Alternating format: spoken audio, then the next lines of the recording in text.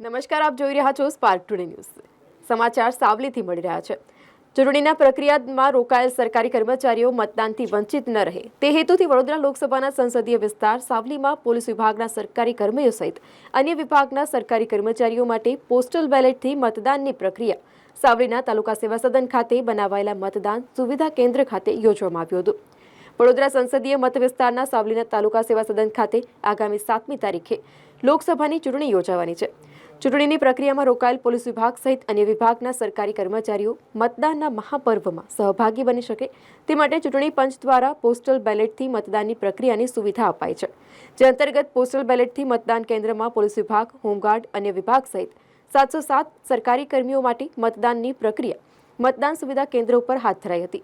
જેમાં પ્રાંત અધિકારી, મામલતદાર અને અન્ય કર્મચારીઓએ પણ મતદાન કર્યું હતું. સાંજે 5 વાગે મતદાનનો સમય પૂર્ણ થયા બાદ અનિવાર્ય સંજોગોમાં મતદાનથી વંચિત રહેલ સરકારી કર્મીઓ માટે આગામી 2 અને 5 તારીખે મતદાન સુવિધા કેન્દ્ર ચાલુ રહેશે. આ વિસ્તારના ચૂંટણી નોડલ અધિકારીએ જણાવ્યું હતું. રોજ સાવલી સેવા સદન મતદાન સુવિધા કેન્દ્ર ખાતે પોલીસ કર્મચારી 707 તથા અન્ય કર્મચારી 212નું પોસ્ટલ બેલેટથી મતદાન કરાવવામાં આવી રહ્યું છે.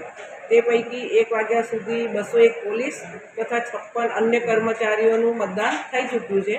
સાંજના 5 કલાક સુધી મતદાન ચાલશે અને તે સિવાય તારીખ 2, 5 અને 3, 5ના રોજ પણ મતદાન સુવિધા કેન્દ્ર ચાલુ રહેશે.